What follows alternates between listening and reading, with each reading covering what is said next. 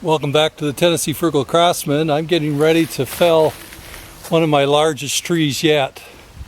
It's up near the main road and it's going to be in the power line right away, so I'm trying to get it down. And so I'm going to film this. Hopefully it'll go well. I'll show you what I have here as we get ready. Now what I've done, sorry if the sun is coming right in here.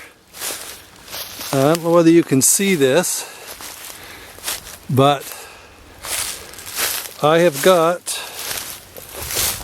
a come along already on this tree before I even start cutting.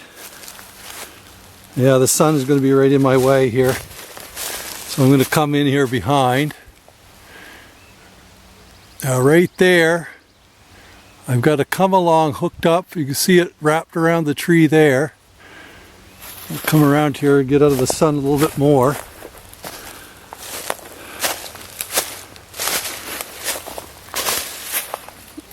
It's not really coming in as clearly as I'd like because it's blending.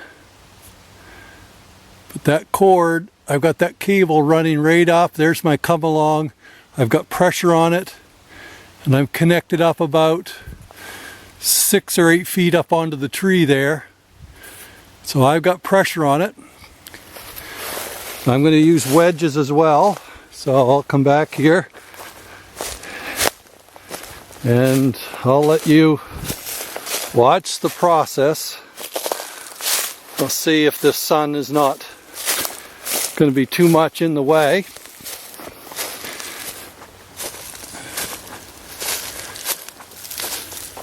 If it is, I might have to go at a slightly different angle. Yeah, that sun is, I think I'm going to have to move my angle here. Just give me a second. Okay, that's the tree right there I'm going to be working on.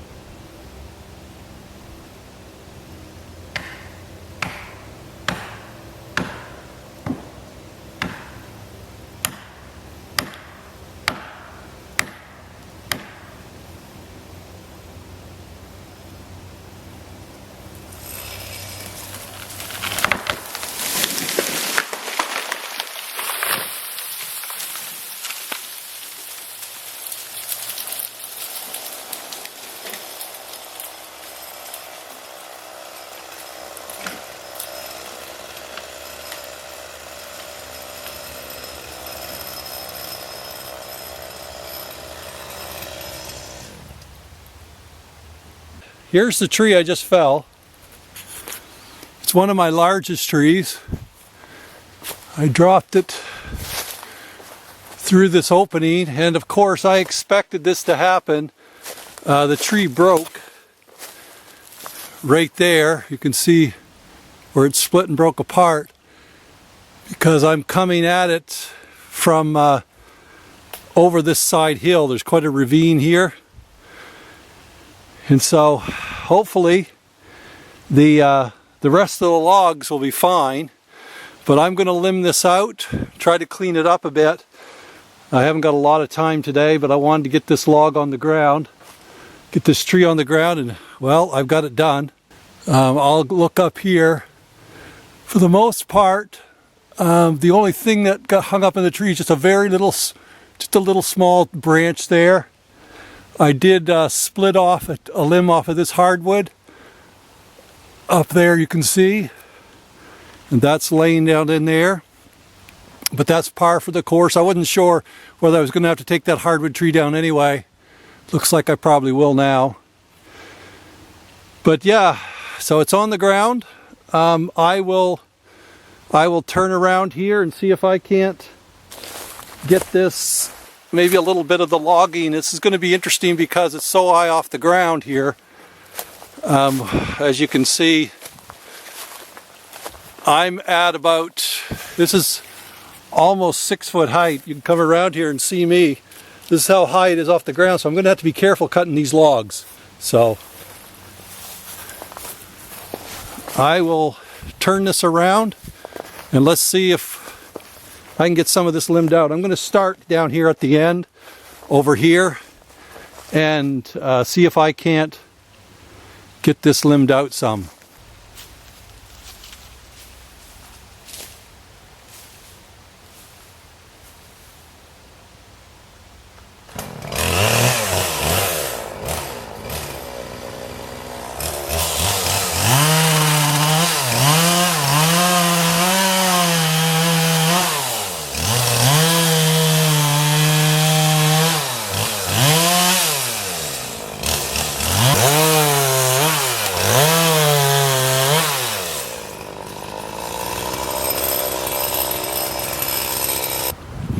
Welcome back to the Tennessee Frugal Craftsman. It is a Thursday afternoon, a little after 4:30. I wanted to bring you up to date. I think the last video or the last part of the first part of this video that you're watching was me cutting down a big tree and limbing it out. And I want to show you kind of the process of where I am since then. So I'm going to swing around here and show you where I cut it down and what it looks like now. As you can see, the tree is gone. It was up there. That's the stump up there. All of the debris is now cleaned up and gone. I got over there, I got some more, started a second rank of hardwood, so I'm going to have 2 ranks wide. And that rank there is just the limb wood from the pine tree. I think I may end up using that for like burning out stumps and things like that. But one of the 4 big pine trees is now down. Now there's still 3 up there that's got to come down. Those are the ones that are the farthest away from the mill.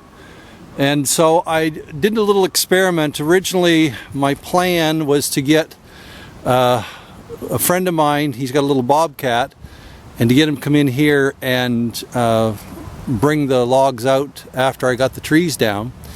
But what I did is I went to Harbor Freight and decided I was going to try what I could do with my pickup truck with pulleys and different combinations of mechanical advantage with pulleys. And so what I did is I set up, and I have a 200-foot length of 3, I guess it's 5/16 quarter-inch cable, and I got 5 pulleys from, or snatch blocks I should say, from Harbor Freight, and that increased I used 4 mainly, but that increased my mechanical advantage by 4. And the pickup truck really didn't have, as long as I kept the cable straight, and they have a tendency, smaller cable has a tendency to want to kind of overlap and wind up. But as long as I kept those straight, I found that I could, with my pickup truck, if I have firm footing, I could pull those logs around, especially the smaller ones. Now I will say, the last one gave me a little bit of trouble. That's the butt cut. The length of them, the longest ones are 14 feet, and I'll show you, kind of swing around and show you them up on the loading dock now. So this is one tree, and now it's all logged out. So I have these two 14-foot ones, and then I had 3 12s over here, and then there's a little 6-7 foot one in there. I'm going to probably just cut up into boards, that one right there. There was a few sweeps in this tree, so they got a little bit of, kind of little bit of bows in them here and there, so it's going to take a little bit to get the cants out square, but there should be a fair amount of lumber in that one tree. Now, like I said, this is the biggest tree yet I've put on my mill, and I'll give you some measurements here, and I'll do another video on cutting it out and doing the actual measurements of everything, what I get out of it. But this butt cut, I just painted these, is running 18.5, almost 19 inches. Now that's at the top of 14 feet. The next one over is running about 17 or so. And then the 12s start going down. This one is close to 17 as well. Now we'll go over to the other end. At chest height, here when I cut that tree, it was 5'10" around. That was the circumference. So this is the butt cut, and it is 24 inches. And I know that the mill, actually closer to 25. The mill, I think, will do a 2022 right around there. And so this is going to be a challenge, especially when I get to that big one. I'm going to have to start by taking some slabs off of it and see if I can't get it cut down enough where I can start getting my 2x10 out of it for my floor joists. So this one should be a challenge. I always like a good challenge, and that's what I did with why I wanted to try the pickup truck and see if it was something that I could do if I had to. Now obviously if it gets to the point where it's taking so much of my time just to bring stuff out of the woods and get it over to the mill, then I'll get my friend to come and do it. But I like to be a little more independent and not rely on other people to kind of on their time schedule. So in this case, I wanted to see how much time it would actually take me to do that. And so I cut that tree down Monday night. Like I said, today's Thursday. So Monday night I felled the tree, kind of limbed it out. I think I may have pulled up a couple of the smaller pieces. Then on Tuesday I spent most of the probably 6 hours or so just cleaning up. There was so much debris that I had to get up off the ground, and I mean, I do go above and beyond what is normally required, because I just don't want a lot of this stuff around for me to trip over, especially when I'm going to be cutting more of the trees down. And so I try to clean everything up, rake it up, and get it burned out of the way. So that was Tuesday. Last night I worked on really one log, that big log, getting it down off the side hill, and just now when I come in this afternoon I finished pulling it up and got everything up on the docks. So it's, I mean, you're looking at to fell the tree and get it yarded up onto your if you've got a short yard like this, which for me is about 250 feet or so from where the butt of that tree was, maybe closer to 300, over to where the mill is. You know, you're going to be looking at, by the time you get it down and cleaned up, somewhere in the vicinity probably of a day or so of full labor, because I'm only working, a few hours at a time. And so, 8 to 10 hours to get it all cleaned up and get up onto get everything up onto the loading docks over here. So, I mean, if you have something with a skid steer or something with a front end loader, I mean, obviously that's going to be easier. But if you're the Tennessee Frugal Craftsman and you're trying to save money, and you're just putting sweat equity into things, then you can do that. And I mean, the good thing is about that particular tree, like I said, it was probably one of my larger trees. Like I said, I got a couple more up there that are fairly large, and they're going to take something to get them out. But the time that and the effort you put into it, you're also getting a lot of lumber out of it because they're larger trees. Now, one of my other projects I'm going to be working on, and I'll keep you up to date on, and that is I need to put in a French drain of some sort here, and I'll pull around and show you. So I've had my friend bring me over, drop a load of crush and drop and back unload it, backing up and unloading, and give me some on the driveway. My next door neighbor has volunteered to give me a hand. He's got a little Kubota with a front end loader, so we're going to finish doing the driveway down there. But I'm going to use some of this rock here, and you can see here it's staying wet. We haven't had rain now for probably a week and a half, but we're going to get rain tonight, so this is going to get wet again. So I'm going to go over there, probably right to where the corner of that pile is, and dig a trench down through and come right over around, and then that drops off over the side hill. And I think I'm just going to go ahead and bite the bullet. It's probably going to take me a couple days, but put in the French drain. Some of it is going to be where the house is, but this whole time while I'm actually working here, I don't want to be working in the wet, and so I'm going to try to get this dried up as much as I can. And so that's another project for another day.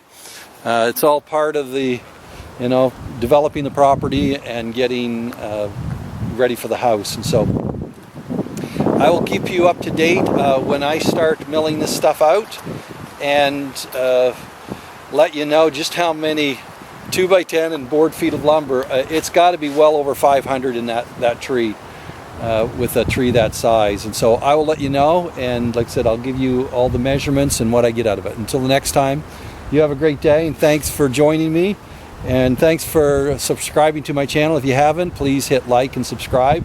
It helps out the bottom line here as well. And so you have a great day.